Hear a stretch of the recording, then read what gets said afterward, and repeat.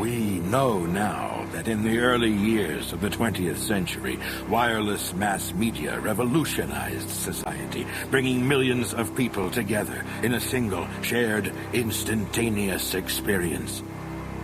We know now that the first such medium to seize the imagination was radio. In the 38th year of the 20th century, a single radio drama, Orson Welles' version of H.G. Wells' The War of the Worlds, caused millions of Americans to question whether what they were listening to was fiction or fact. Thousands fled their homes in fear. A few even took up arms against a supposed invader.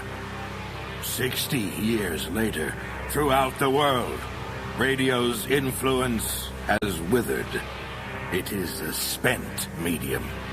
Most believe that sound alone cannot tell a story like a moving image on a screen.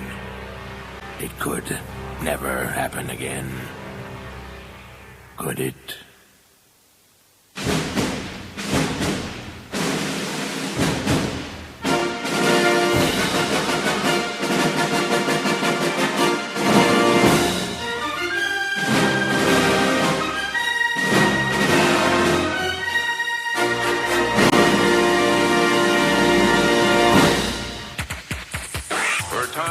To contact them by radio. Radio. One. Darndest noise ever. The UK's new music. 97 to 99 FM. Radio 1. Welcome to BBC Radio 1's live UFO Watch special. I'm Nicky Campbell, and if you've been listening in during today, you'll know that history is being made... That's another burst coming in. ...even as I'm speaking. Mark the time. 1901 hours and 20 seconds. Good. The distinctive voice of the astronomer Patrick Moore, here with me aboard an RAF Sentry E-3D aircraft high over northern England. Now, if you've ever seen AWACS, the large American early warning aircraft with a saucer-shaped disc mounted on its top, this is basically the Royal Air Force equivalent. Now, Patrick, of course, is more at home in an astronomical observatory, but events are moving so fast that... well, frankly, I'm a bit lost for words, because basically we've been using a very powerful ground station transmitter to send a high-energy signal pulse out into space for a week now as part of our UFO Watch initiative, which you'll know about if you've been listening to Radio 1. And the radar telescope facility at Jodrell Bank has been, well, this morning at around about 10:30, get this, something came back. Now, we've got some sort of a reply. Now, what we want to do now is to get a clearer signal and try and pinpoint it.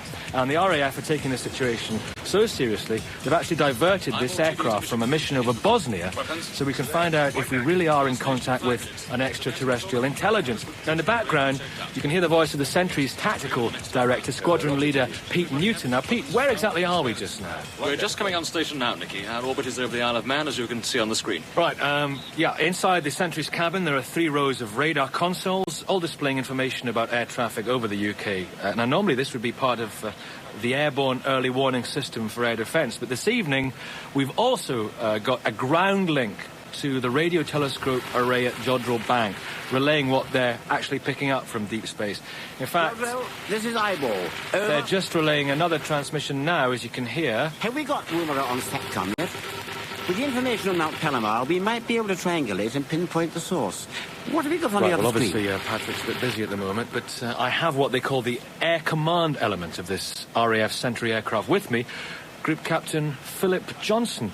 Phil, good to have you here. Thanks for coming. Good to be on Radio 1. The RAF are obviously taking this reply to our deep space transmissions very seriously. What's the official position on UFOs? Is it like the X-Files, you know, that kind of top secret? Well, if it was, we certainly wouldn't be broadcasting live on Radio 1. No, the RAF have always kept an open mind on this issue. After all, we have to. The air defence of the United Kingdom's our job. Does that imply we've had sightings of UFOs over Britain?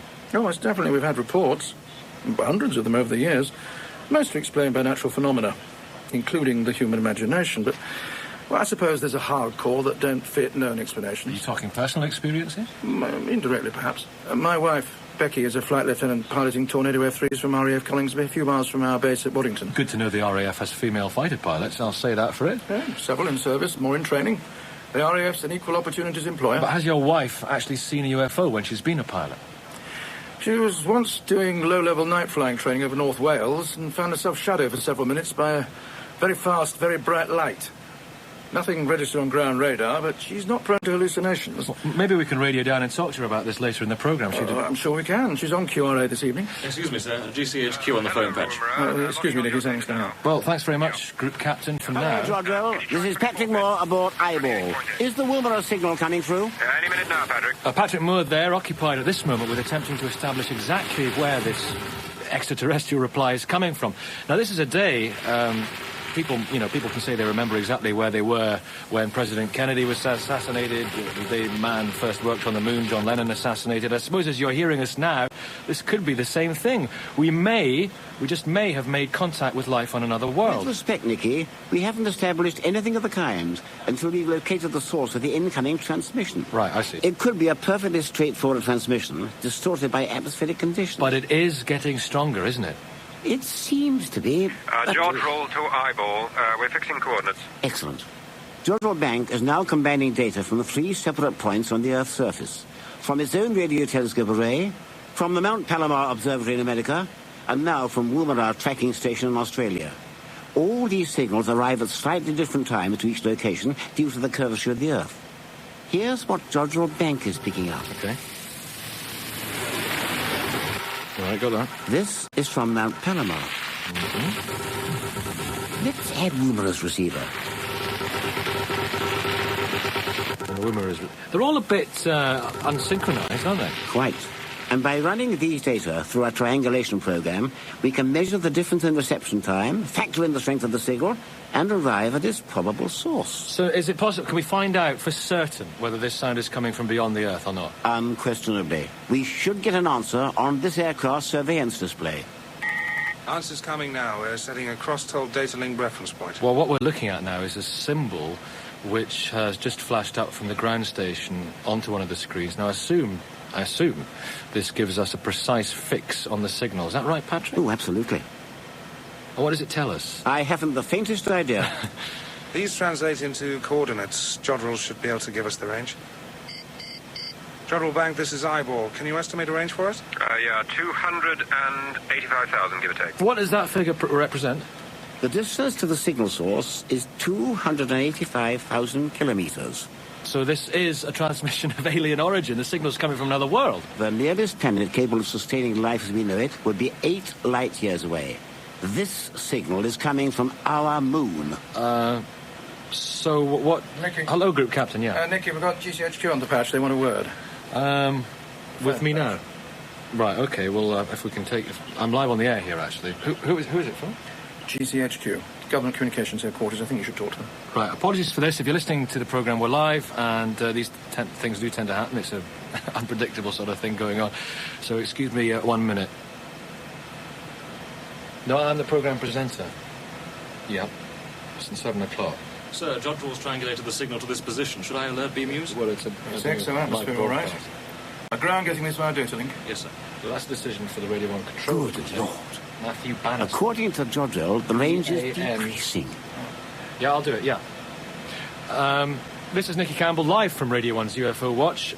We've been asked to hand back to Radio 1. If there's any more information we're allowed to give you on these extraterrestrial signals, we'll probably get straight back on the air. I'm hoping Mark Goodyear is in London. Hello, Mark, are you there? Hi, Nicky. Yeah, hope to get back to you soon. Yes, this is Radio 1. Radio 1. Are they all this powerful on planet Earth? First. Yeah, sorry about that. Seems to be a bit of a problem bringing you our live UFO Watch special. But this is Radio 1, the UK's music leader. I'm Mark Goodyear. Let's get on the dance tip with a tune which is going to be very big indeed for a man from New York.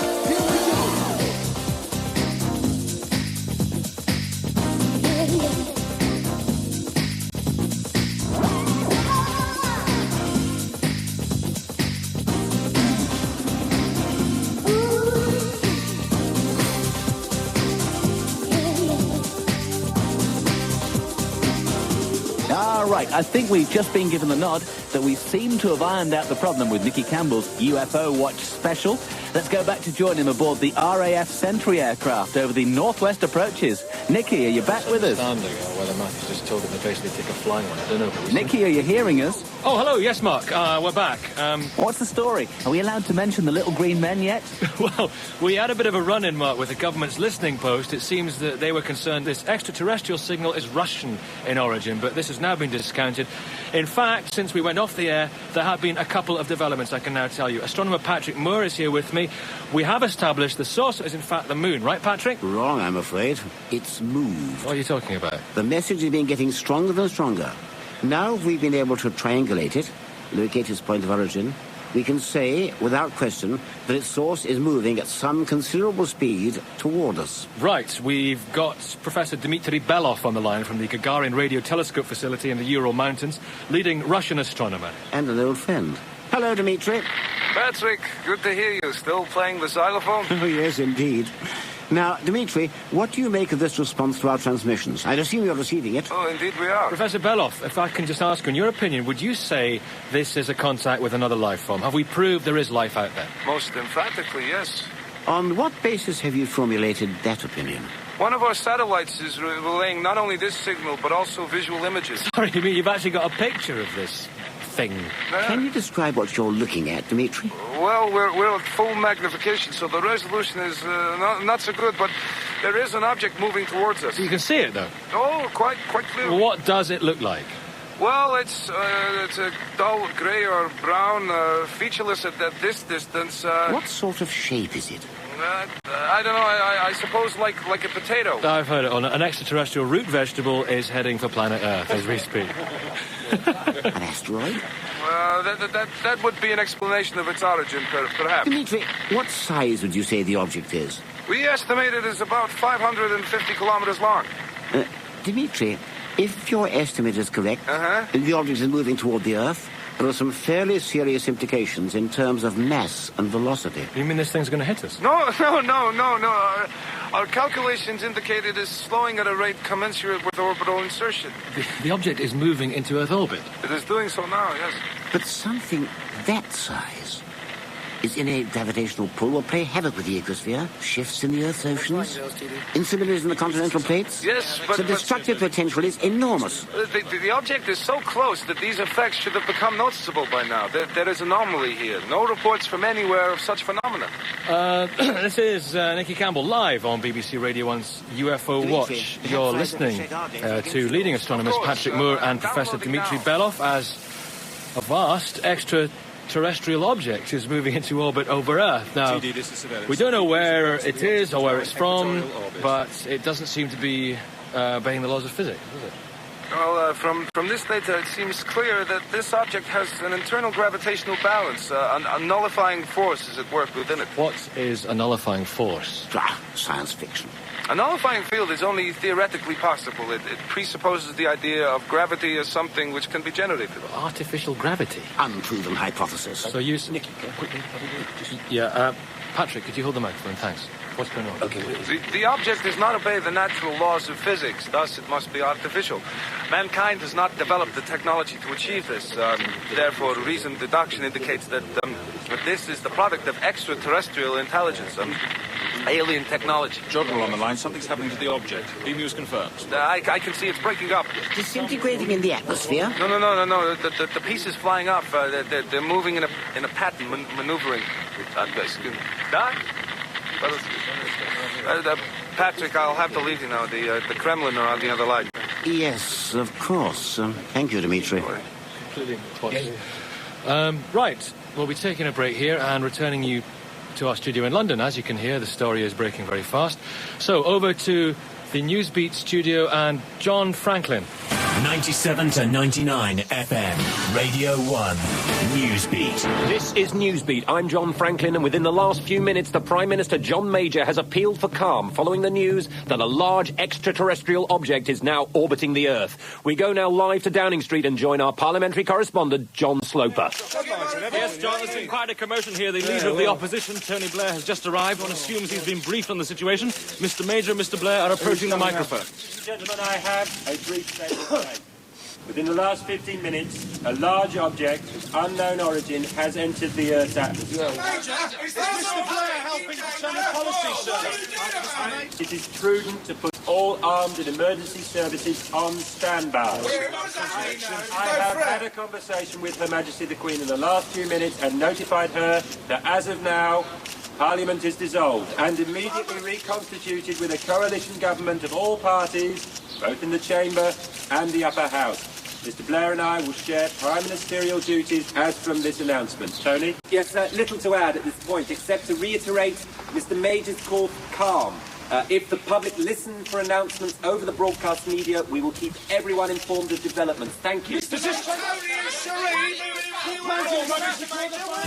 You're listening to a Newsbeat special bulletin on the events surrounding a large extraterrestrial object which has moved into Earth's orbit. Stay with us for more information. Apparently, the other radio networks and television can't opt out of their regular programming till 7:30 to cover these events. So Radio 1 is at present the only source of information on what's happening.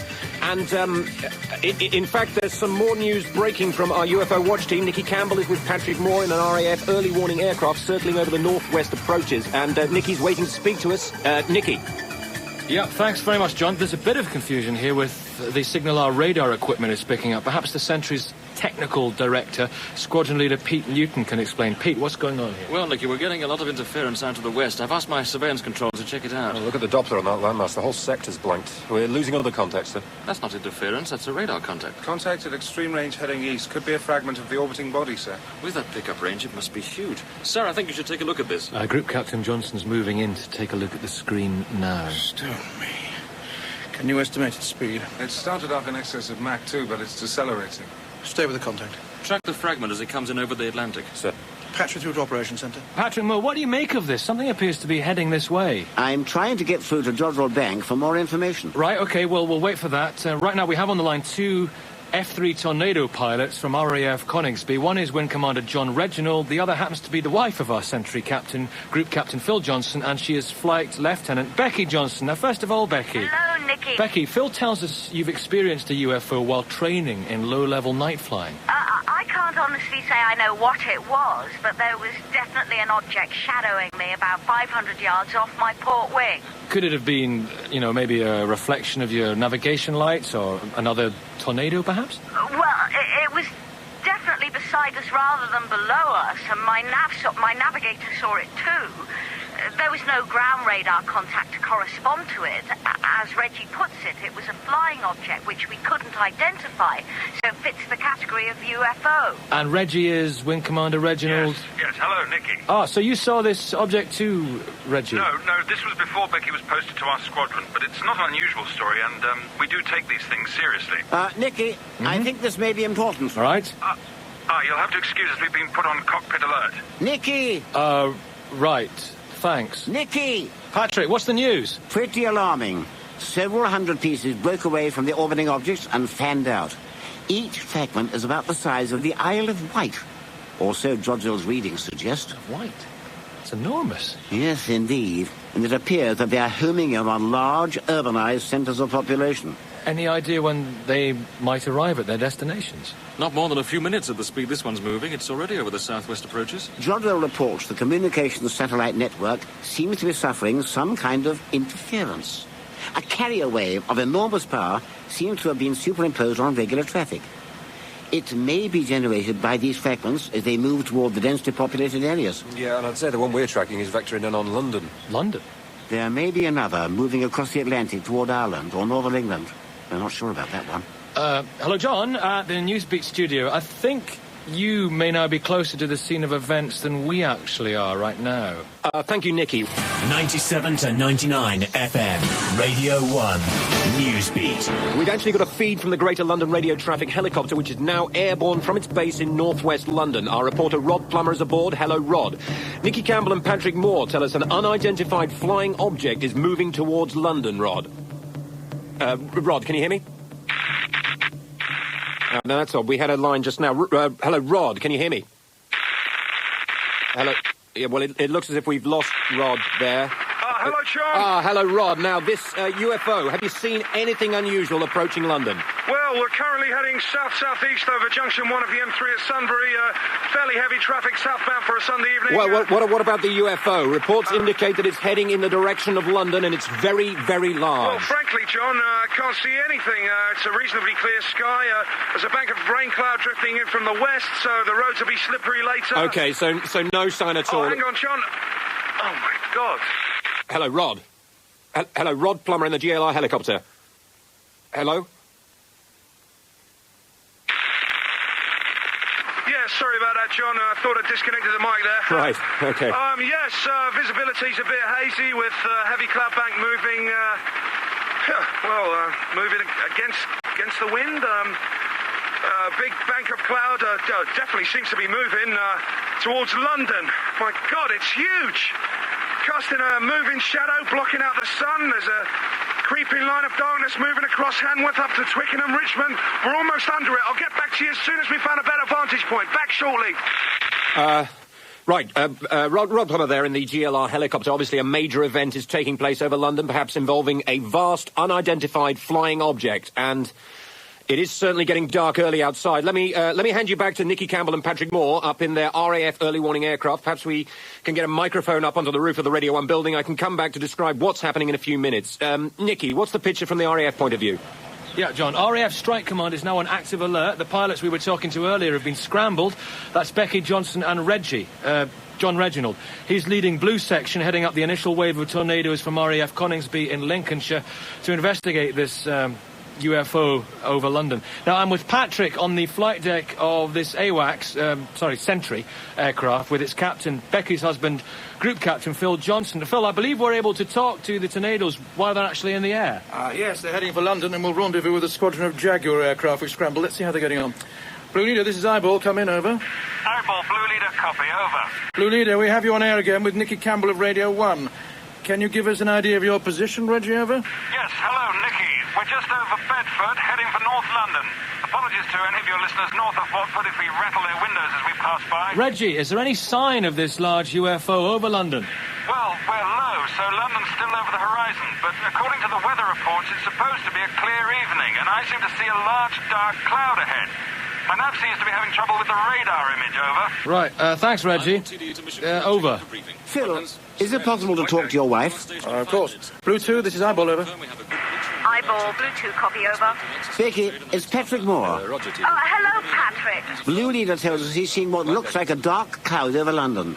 Does this look anything like the UFO you told us about earlier? Over. I can't honestly say it does. We'll have to take a closer look and then I'll let you know. But I wouldn't say so. Over. Yeah, I'm sure a lot of our listeners in London will already be getting a closer view than you have.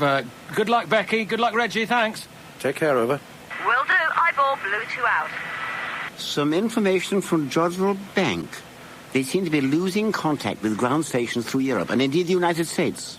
They reported objects similar to the one over London, hovering over Los Angeles, Chicago, Dallas, New York and Washington, and Paris has just gone offline. So what's happening exactly, Patrick? Perhaps the UFOs create an ionospheric disturbance which jams their transmissions to us here in the air. The alternative would be some kind of cataclysmic event, a destructive event. Right. I believe John Franklin in London has managed to get a microphone up onto the roof of the Radio 1 building just near Oxford Circus. John, can you hear us? Yes, Nicky, actually we're on the roof of BBC Broadcasting House next door. It's pandemonium here in West London. The sky is pitch black. It's like someone put a vast black ceiling over the city. This UFO stretches from horizon to horizon. The streets are packed with vehicles attempting to find a clear route out to get out from under this thing. We were talking earlier to Rod Plummer in the GLR traffic helicopter, and I believe he's back on the line now. Hello, Rod. Yes, John, hello. Rod, where are you? Have you managed to get a closer look at the object? Can you describe it? From ground level, it really is very hard to make anything out. Yeah, sure. Well, we've had a bit of an event here. Just 5 minutes ago, we received radio instructions from the Ministry of Defence. They seem to have a problem with getting helicopters in under this thing from out of town. Basically, we've been commandeered for a bit of a special mission by military intelligence. We have one of their personnel aboard with us. Well, so, Rod, what are you saying? Are you airborne at present? Yes, we are, but we're about to land in the gardens of Buckingham Palace. I don't know if I'm allowed to say this, but we're helping evacuate some very VIPs. That's enough. Switch on the radio. Sorry, John. Got a gun. We seem to have lost Rod Plummer somewhere near Buckingham Palace. Well, I wish I could describe better for you the eerie quality of the darkness this huge thing has cast over London, and it's actually getting lighter again, but the object isn't moving. There seems to be a growing line of bright light emanating from underneath it. It's like vast doors opening. It's like a battery of searchlights. It's very directional, very, very strong. It's like a wall of light which seems to be shining south of the river. It's moving. It's moving northward. It's very bright. It's hard to see beyond it as it moves towards us, but it almost looks as if there were twinkling lights. No, they look like fires. The skyline beyond is different now. It's oh my God! It's like a wall of destruction. It's raising everything in its path to the ground. If you can still hear me, I'm trying to get to the fire escape. Hopefully the radio mic will still work. The light is passing over the river. It's huge clouds of steam. The water is literally boiling. There goes Big Ben. It's truly horrible. It's moving up Regent Street towards Portland Place. Everything below Oxford Circus. It's a desert. It's a flaming desert. I'm going to try to get into Broadcasting House basement. Get out of the bloody way. The wall of light is on...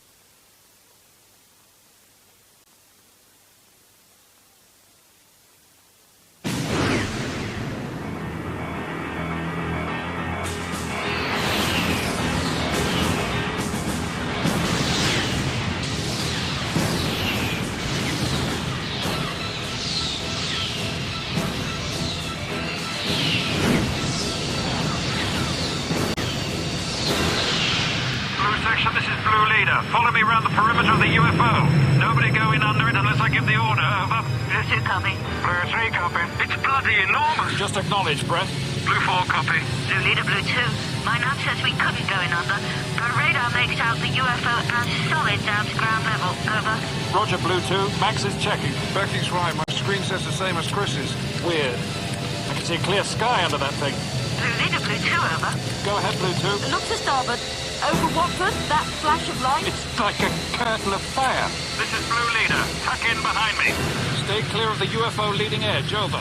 It's hostile. I knew it. Just hang on, Max. I want solid information from Eyeball before making weapons live. Give me a heading. Comport 10, make your heading 080. Should be over the Thames Estuary in 5 minutes. Roger. Port 10080. Blue Leader to Eyeball. Over. That object's generating a lot of random interference. Blue Leader to Eyeball. Over. Becky, over to starboard. That's Walthamstow. I can't make out a thing, Chris. That's what I mean. The object casts such a shadow, I can't see the buildings below it at all. That's what I mean. They've gone. It's all... Oh, my God. London isn't there anymore?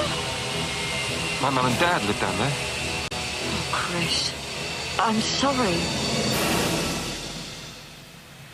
Across an immense ethereal gulf, minds that are to our minds as ours are to the beasts in the jungle.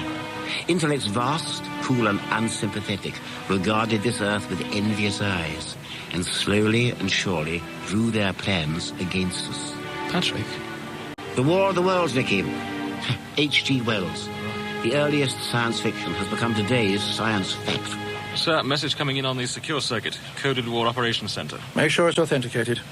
From now on, all incoming messages must be authenticated. For all we know, security has been breached. Authentication confirmed. It's a code word, boomerang. Let's take a look. Yep, we've moved up to a high state of alert.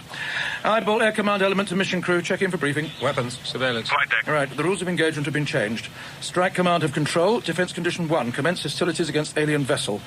Report remaining assets, sorties generated, aircraft disposition. Release codes for £1,000 bombs authorized for Red Section Jaguars. Sentry aircraft Eyeball will coordinate major strike on northern flank of enemy craft. Message ends. Weapons affirmed. Surveillance affirmed. Flight deck affirmed. Weapons, you are clear to engage hostile targets. Roger, sir. Scramble any squadron still on QRA. Get the others up as fast as possible. Where are those Jaguars? Red Section heading south, sir. ETA at RV point 5 minutes. Make contact. Get their flight leader. I don't want bombs dropped over that thing till we've confirmed chain of command all the way up through the Prime Minister to Her Majesty and to God if he's available. Got me? Yes, sir. Eyeball, Blue Leader, over. Blue Leader, this is Eyeball. Sitrep, over. London's gone, Eyeball. It's ashes. Swept flat by some kind of energy wave generated from the belly of this thing. Over. Oh, God. Blue Leader, damage report. Over. We just crossed the Thames Estuary at Tilbury. Hard to tell, but it looks like the water's boiling down there. fires blazing on both sides. Over. All right, make call to RV position with red section Jaguars. They'll be attacking the north flank of the alien vessel. Support them, but be ready to get clear if that thing looks like brewing up. Over. Roger, Eyeball. Is Blue 2 with you? She's fine, Phil. Over. Right. Let's make contact with WAC at strike. London's gone. Get me the AOC. Gotta get home. You know, see everyone, make sure everyone's okay. London destroyed? I've lost some very dear friends. Oh, me too. I'm wondering what hope any of us have got. I think we are looking at it. This aircraft, the tornadoes, human ingenuity. Versus alien ingenuity. Now, so far they stack up pretty impressively. They? Or it? Red section Jaguars 30 miles from UFO, sir. Blue section Tornadoes ETA rendezvous 1 minute, sir. Right, weapons, let's give them run to work. We'll do this in 2 waves. Blue section will cover the Jaguars on their attack run. Keep the remaining Tornado and Jaguar squadrons back as a second wave. Form remaining wings up as they get airborne. Don't let them get too close. If we do manage to toast this UFO, there'll be a bloody big bang, I should think. Sir. Eyeball to red section Jaguars. You have Tornadoes call sign blue at your 9 o'clock for rendezvous. They'll be your top cover. Eyeball to all other groups. RV positions now on data link. Jaguar Red Leader, this is Tornado Blue Leader. Over. Blue Leader, Red Leader, copy. We have you on visual. Bloody hell, Reggie. Where do you start on a thing this size? Over. We'll take a flanking climb around the edge to 30,000, see if we can reach its top side. Maybe there's something that looks like a weak point. Once we've found one, swing in over it and we'll cover you. Don't get closer than 5 miles till I give the word. Over. Roger, Blue Leader. Arming warheads now. Over. Red section, form up behind me and Blue 2. Be ready to scatter if we splash this object first time round. Over. Red section, copy. Blue 2, copy. Blue 3, copy. Blue 4, copy. Blue Leader, this is Blue 2. Over. Yes, Becky. Chris just got a massive power surge through the aircraft. He thinks we've been scammed by that thing. Over. A surge isn't a word. It knows we're here for certain. Just in case you missed it, Reggie, that's all. Over. Thanks, Blue 2. Over. Did we get that, Max? That's what it was. Blimey, I thought the computers had thrown a wobbly. Keep your eyes open, everybody. Should get a look at the top of this damn thing any minute now.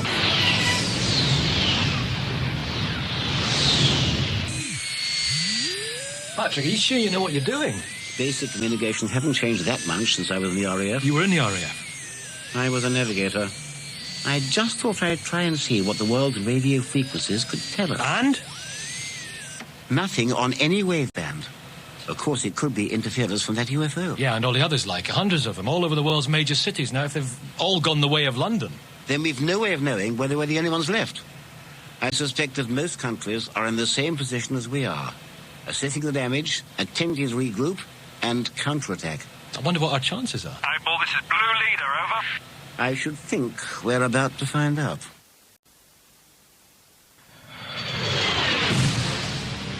Come in, Blue Leader.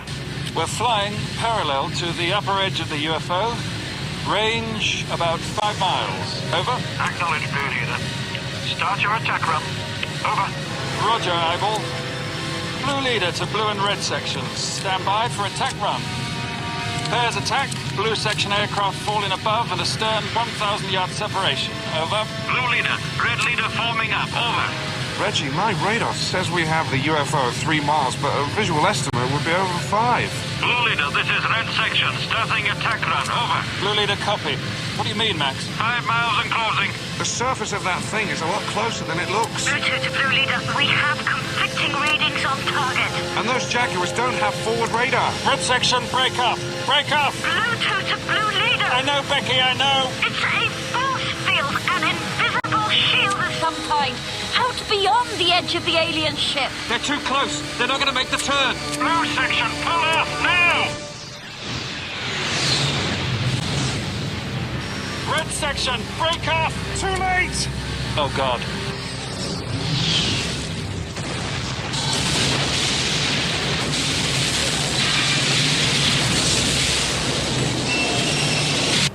So, we've lost contact with one... Oh, no, this can't be right. The Jags are off the screen. What? Blue Leader, this is Eyeball, over. I copy you, Eyeball. There's a force field of some kind extending around the alien ship. The Jaguars started their attack run before we identified it. They're all gone. Over. What kind of force field, for peace sake? Invisible. Solid. The Jaguars couldn't veer off in time, collided with it. Horrible. We're heading back in toward the alien ship. We'll try a frontal attack. The broad surface impacted no damage to the force field. Maybe a surgical strike might pierce it. Blue section, arm AMRAAM missiles and find a sector of that thing to shoot at. Over. Blue Leader. What is it, Becky? I'm having a problem getting a lock with AMRAAM, but good infrared tone with Sidewinder. Blue section, try winders. Becky, look. Blue Leader, Blue 2, something's happening. Reggie, at your 2 o'clock, on the surface of the alien object. It's opening up. Bloody hell. Well, what do you make of that? What do you make of this, Patrick? Well, Group Captain, if the object shrugged off the impact of those poor Jaguars, a frontal attack of any kind must be pointless. Jordan reports the UFO is emitting a tremendous infrared signature. This may be the force field. Well, let's look for weaknesses. Maybe the force field isn't uniform in strength or something. The Sidewinders have infrared seekers, so they'll lock onto the force field's strongest points. If you're right, that may not be the best way to probe for chinks in its armor. Blue Leader, this is Eyeball, over. Wait, Eyeball, something's happening. Sir, on the screen. What have you got? What's that big radar contact? The UFO over London. But these are new. Hundreds of them, flying off from it. Holy smoke! The little glowing dots. Blue section, bug out now! Abort! Abort! Break left, skipper! Good grief, what are those? Blue Leader's Eyeball, we are under attack. That UFO, sections of it open up. Alien attack craft flooded out.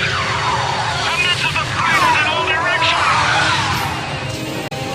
Whoops! You all right, Max? Don't worry, Skip. Brake right. Roger, break right. Eyeball, this is Blue Leader. 2 alien attack craft in pursuit at my 6 o'clock, firing tracer. No, it's not tracer, some kind of energy pulse. Bloody hell! Blue 4 just ejected. Tornado down. Excuse me, Phil, out. Oh, God. Surveillance, what have we got? Okay, I count nearly 200 alien attackers, at least 30 in pursuit of Blue Section's tornadoes, the others on a direct intercept course, and the rest of the aircraft converging on London. ETA 3 minutes, sir. What are the fighter fuel states? About another hour on task. What reserves have we got for cap replacement? Reserves are all in the air, sir. Get War Operations Centre on the line. All wings, this is Eyeball. We have 150 plus bandits converging from the southeast. These aircraft are hostile. Repeat, hostile. Over. Eyeball, this is Yellow Leader. Confirm 150? You know, Nicky, yes. If those alien attackers can spot aircraft at that distance, we may be none too safe up here in this century. Patrick, you're such a comfort. This one's getting too close, Chris. Ready for a hard turn? Anytime you like, Becky. Let's see if we can get on his tail.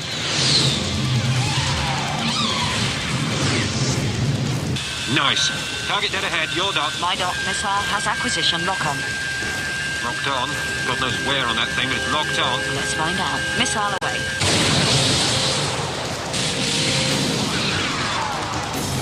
Good shot. No, wait a second. Blew up short of the mark. It's still in one piece. Quick, let's give it another winder. Lock on target. Locked on. Missile away. Damn it! They've got shields too. Yeah, but look, the impact knocked him off course a bit. We'll run for it before he recovers. Selecting reheat now. Eyeball, this is Blue 2, over. Becky, where are you? We shook off one of our fast friends. Now we're heading northwest, over. Becky, those alien attacker craft are swarming north. We even have one headed in our direction, so we'll need to evade. I may have to hand you over to ground control. Phil, missiles just bounce off them. They've got force field protection too. You better warn the rest of the wing. Too late, I'm afraid. We're losing a heck of a lot of aircraft. The rest are trying to shake off their pursuers, over. I'll make for Coningsby, hedge hopping, over. Negative. According to the screen, you should have a helicopter in your 10 o'clock at 2000. Range 9 miles, single rotor, GLR written all over it. It's got an alien attacker on its tail. I need you to divert him off that chopper. Whatever you can do, over. Got him on radar. We see them, but I'm not sure I can stop the attacker, over. Do what you can, Becky. The chopper's carrying passengers. Anyone special? The royal family. We're on it. Over. Be careful. Eyeball out. I will. Blue 2 out. How are we doing? Are we about to have company? Single alien attacker is still approaching on intercept course. ETA 5 minutes. Phil, does this aircraft carry weapons? No, Nicky. We're strictly airborne early warning. I'll try an evasive maneuver if it gets too close, but we may have to make a retrograde move. Retrograde? Run away bravely.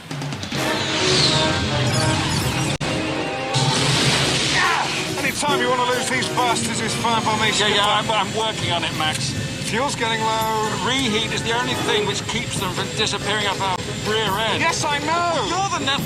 How about finding a nice bit of hilly country? Or a good tall set of buildings? Electricity pylons, even. Okay, just a sec. No, take your time. Nice relaxing flight on a summer Sunday evening. Lovely. Very funny, Reggie. Hey, this is interesting. Come on, Max. No, really. Guess who's just popped up on radar? I don't care if it's Santa Claus. These beggars are getting too close for comfort.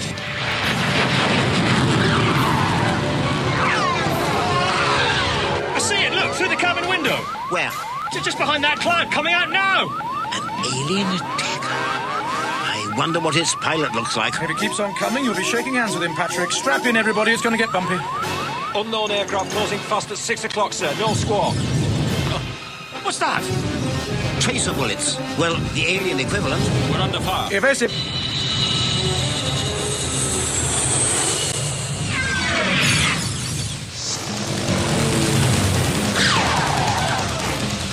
What frequency, Chris? What frequency? It's the GLR traffic helicopter. Your guess is as good as mine. GLR helicopter flying northeast over Bedford. This is 555 Squadron Tornado Blue 2.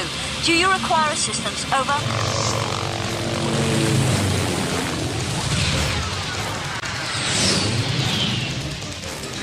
Hello, Tornado. This is Rod Plummer, GLR traffic reporter. Can we speak to your pilot, please? Who does he think I am? The bloody stewardess? This is the pilot. Are you aware that you have an enemy aircraft on your tail closing fast? Over. Yes. We're maneuvering evasively to avoid it, over. Can you confirm you are carrying members of the royal family aboard your helicopter? Over. Blue 2, this is Lieutenant Colonel Fortescue, SAS. This is an unsecured plane, and that is classified information. Just do your job and get that thing off our tail, over. Lovable lot, the intelligence services. GLR helicopter, this is Blue 2. I need to speak to your pilot. Absolutely not possible, Blue 2. He's too busy to chat, over. Becky, there's something weird about that alien attacker. I was beginning to think it was the only normal thing around here. No, look, he's just sitting on the chopper's tail. It jinks from side to side. He just sits there. This must be pretty slow for him. The helicopter's flat out, but that's probably close to his stalling speed. That's why I need to speak to the pilot. Yeah, it's weird, though. It's almost as if he can't get a proper fix on the chopper. I mean, if we were in his position, we'd be a sitting duck. Yeah.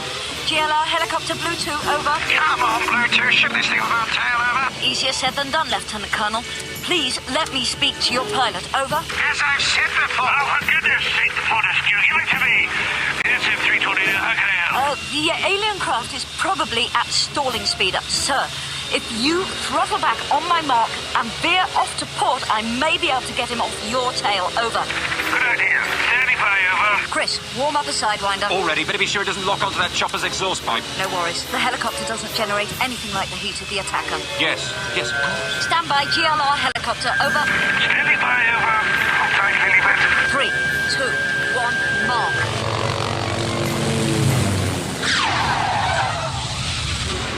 The alien's putting up. His nose is dropping. Quick! Missile away.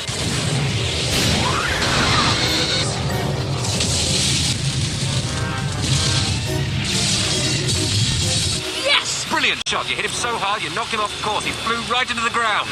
GLR helicopter to Tornado Good South. Good shooting. Thanks, over. Our pleasure. Good luck, Your Royal Highness. Over. Yes, good luck and Godspeed, huh? Godspeed indeed. Let's get back to base. Next stop, Coningsby.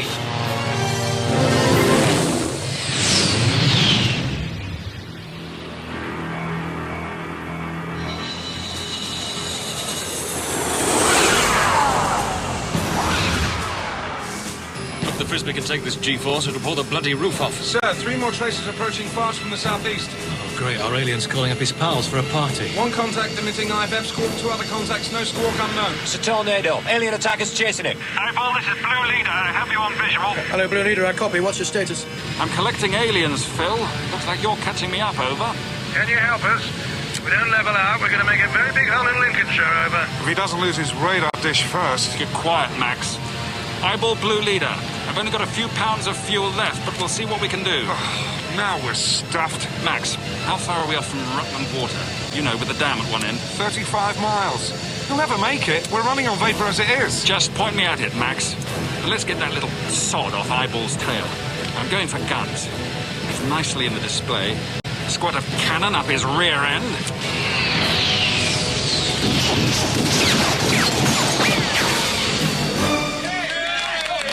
He did it! The alien's off our tail. And on his. I hope he knows what he's doing. Crew Captain Johnson, we've lost radar. The alien attacker must have scored some hits on the Frisbee. Blast. Now we'll have to put it down. Make for Waddington. There's a lot of alien activity over the base, sir. Coningsby, then. That seems quiet, sir. Phil, that reservoir Reggie was talking about. How far is it from the station? About 20 minutes, why? Well, I expect your emergency services will be fully employed. I thought perhaps Nicky and I might borrow a Land Rover and drive out to the dam, just in case. You know. Good idea, Patrick. I'll radio ahead. Just in case what? Just in case somebody gets their feet wet, old chap. Oh, yeah. Jolly good share. Wizard prang.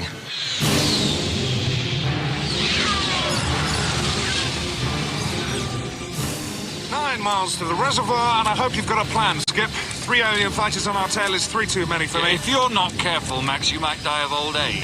Fuel's gone. The plane is now officially running on fresh air. Well, at least there's plenty of that about. I see water ahead. It won't run on water either. Oh, see that dam at the far end? Reggie, you don't have enough fuel to hop over it, and there are steep hills either side. 5 miles to impact. Have you noticed what single-minded buggers these aliens are? They lock onto an aircraft like pit bull terriers. They'd follow it anywhere. 3 miles. Right engine's flamed out. Fancy a swim? Knew it. Don't forget, I'll say eject twice, but you won't hear me the second time. Because you'll be gone, I know. 1 mile. Eject!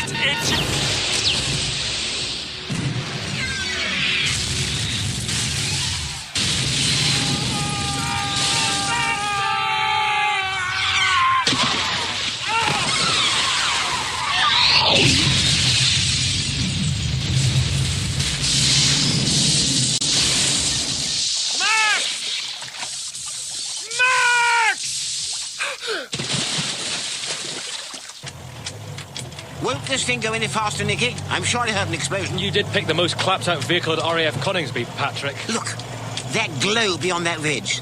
This must be the shore road. It's at times like this I wish I'd gone on that Radio 1 Red Cross course. You got car stickers, a free keyring, and a Michael Jackson video on interesting bandages. Come on, Max. Up on the road. We have a closer look at this alien ship. Max, talk to me, damn it. Come on, pal. Let's get the air in and the water out. That's better. Come on, sit up. There you are. Look at that. Nice alien attacker brought down by us. Sorry? Sorry, I didn't catch that. Say again. It's opening. Oh, God. Bloody hell, lost my gun in the reservoir. Oh, ugly kid, isn't he? Damn it, Max. I think it means business. Lend us your pistol. I don't believe in him, Richie. Oh, great. Fine. What do you want, you overgrown cockroach? You can see it's inside, squinting about. It's not coming over to shake hands. It's going to kill us, you know. Not if we make a run for it. Come on, Max. Oh, my leg's broken, mate. Go on, get out of here. Damn. Boy, how about we take you to our leader? Nicky, look, on the road ahead. It must be an alien pilot. And it's heading for those 2 guys at the water's edge. We've got to stop it. Max, get clear. That Land Rover's heading straight for us.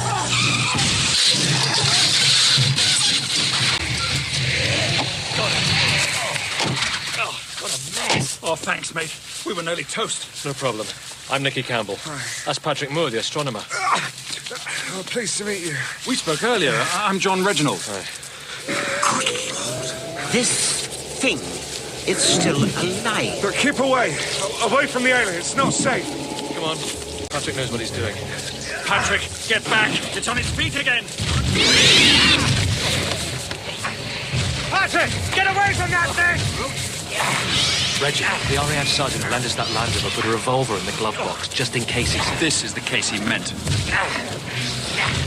Either I'm concussed or I'm watching Patrick Moore fist-fighting with an extraterrestrial. He is. Well, that's something you don't see every day. Patrick, get out of the way! You're blocking my shot! Ow! Time to exterminate this bug, I think.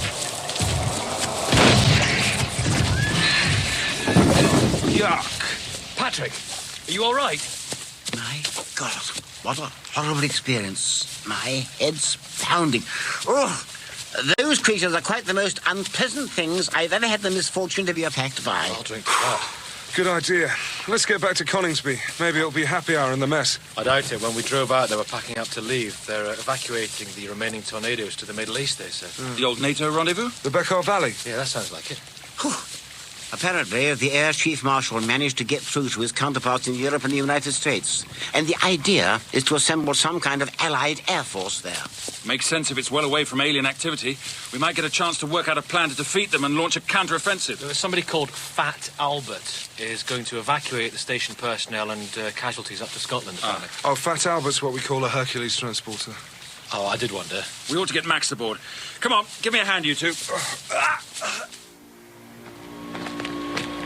Becky! Oh, thank God you're in one piece. Chris, good to see you. Just don't kiss me, Group Captain. Sorry to break up a winning team, but Becky's posted the Lucas Defence Force. And Yellow Section are all en route to the Middle East, except for one aircraft that needs a navigator. That's you, Chris. Fine. I'll get my stuff. Take care, Beck. See, Chris? The Lucas Defence Force? Lucas is the new front line. How many Tornadoes are left on base? 2, and 3 pilots. You, Reggie, and me. Well, 3 into 2 won't go. Reggie's going south. Becky! He'll explain. Is Max all right? Broke his leg and swallowed too much reservoir. Patrick and Nikki have volunteered to take the navigator's seats for you and Phil. Quite like the old days for me. They're flying with us. As long as somebody shows me which button not to push. You'll escort me to the coast, then fly back to join the rest of group in Scotland. I'll go on alone. But if we've got the last 2 Tornadoes, what will you be flying? The new prototype, IFA. I can refuel at Gioia del Colle, the Italian airstrip we used for Bosnia. IFA? Are you sure about this? Patrick, what's IFA? I can't imagine. EFA, European Fighter Aircraft, and it's not due into service till the year 2000 or so. We've been running armaments tests on one of the prototypes. His computer navigates through a speech program. It's very fast, very powerful, and very long range. That might prove useful against the alien attackers. That's why I'm taking it to the Becar Valley. If you lot can help me get it past them. As soon as your aircraft's turned round, Becky, we'll get Reggie to the coast. Right, I'll go and get my stuff. Why did you volunteer me, Patrick? I can't read a map for toffee. All you have to do is to follow the checklist. Much more interesting than playing all that horrible pop music. Ah, there speaks the xylophone player.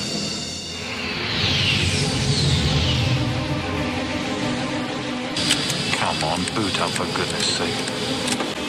IFA, this is Blue 2. Try pulling your wheels up. You'll go a lot faster. Over. Just getting used to this flaming computer, Blue 2. Somebody's been playing Space Invaders on it, over. Very appropriate. Computer. Stow undercut. Undercuts, dude. Well, at least you're not as chatty as Mac. Have a nice day. Spoke too soon.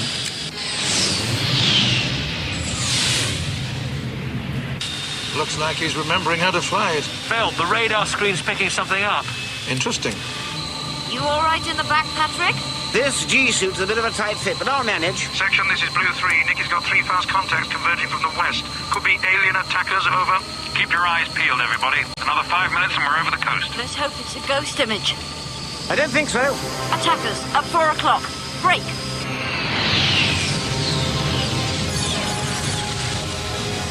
Blue section, this is IFA. Hack the deck. Full afterburners. Loose finger formation. Blue 3, copy. Blue 2, copy. These alien fighters are so single-minded. I couldn't help thinking they might have a blind spot we could take advantage of. Yeah, Chris noticed something about the one that was chasing the helicopter earlier.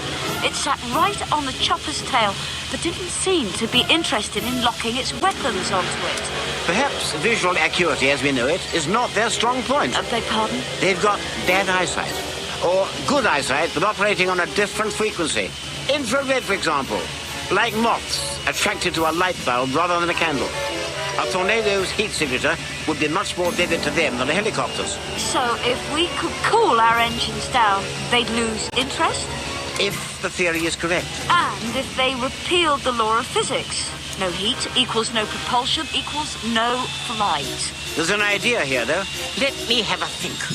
Well, think fast. They're getting very close.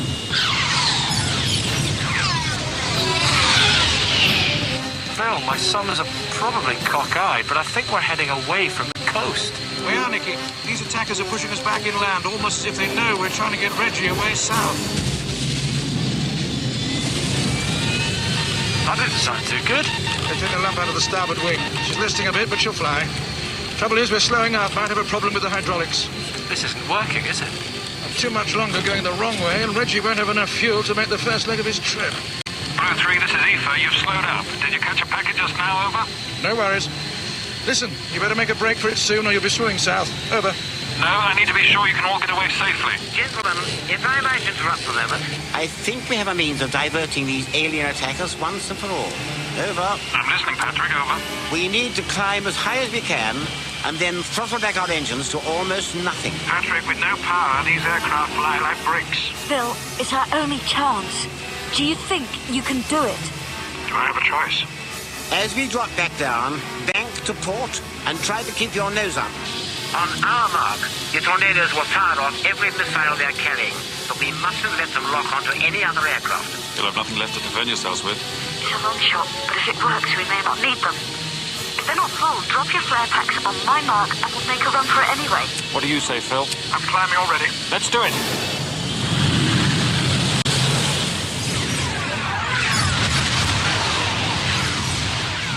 Yeah, should I guess the attackers have a nifty rate of climb? They're right about back end. I hope Patrick knows what he's doing. I hope I know what I'm doing. It's the best chance we've got. Controls are getting sloppy. Can't get much more altitude than this. Blue section from EFA. Effective operational ceiling within 7 seconds. This is as high as we get, according to my little friend. Stand by, everybody. Throttle back. Now! Hope that damaged wing can take the stress of pulling out from this dive. I hope we pull out, period. Nose up, Phil. Are you ready to release missiles? On your mark. Just get up a bit more if I can. 28 seconds to minimum safe ejection altitude. Oh, shut up, you talking clock. All aircraft stand by for missile launch. 3, 2, 1. Missiles away. Missiles away.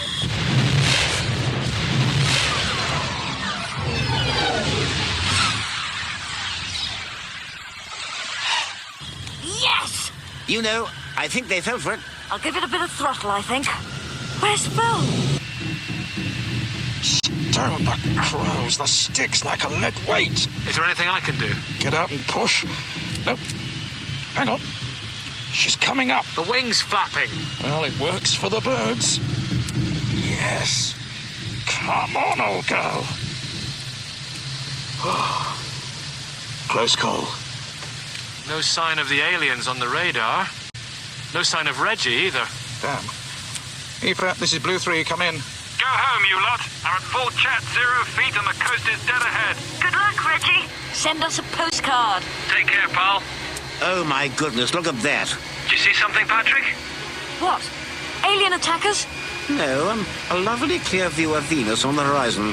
What a shame I didn't bring my sketch pad. Never mind, Patrick. The minute we land, I'll bring you a large scotch.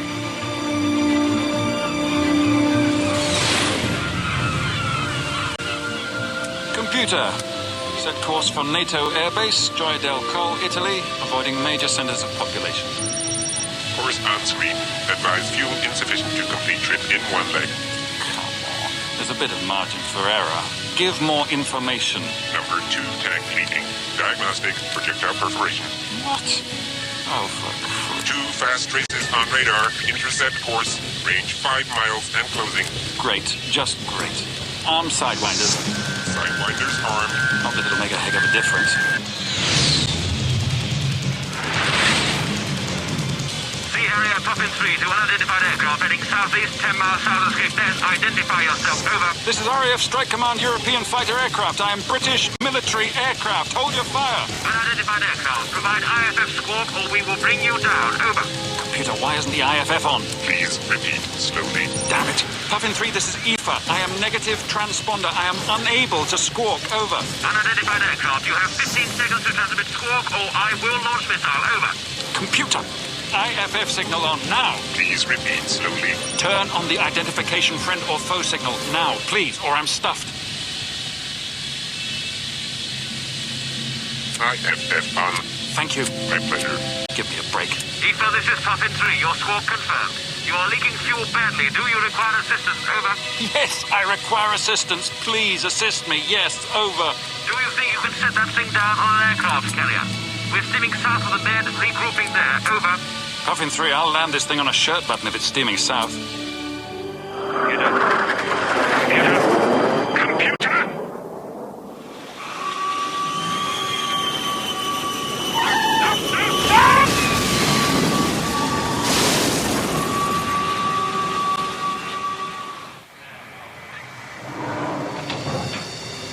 Sir? Yeah? Sir, this is the RAF pilot. We gave him some dry clothes and a bit of soup. Good work, Chief Petty Officer. Carry on. Aye, sir. Sorry I bent your ship, Captain Frobisher. Glad to have you aboard, Wing Commander Reginald. Bit of paint will cover the scratches. Curious. You managed to get your aircraft down on deck in one piece, then you eject yourself overboard. Bit of trouble with the computer, sir. A few bugs need ironing out. What was your destination? NATO emergency rendezvous, Becar Valley, sir. I think we can manage that. The alien craft don't seem to patrol offshore much. Is there any information about the airbase, sir? I hear there's quite a collection of air forces represented there. Even the Iraqis and Israelis are comrades in arms. Strange how we forget our petty differences when our freedom's at stake. Now, we're all just humans together. Working towards the day we regain our independence, eh? Yes. Roll on Independence Day, sir. Indeed. Oh, we've received a signal from your outfit up at RAF Lucas. Somebody called Becky wanted to be remembered to you. Girlfriend? Colleague, sir. Said they all got back safely, and she got an invitation to tea with Her Majesty at Balmoral. That Becky, Republican to the core. Well, American, is she? No. Just joking, sir. Americans, yeah. When this is all over and we've defeated these monsters, the Yanks will take the credit for it. You wait and see. Yes, sir.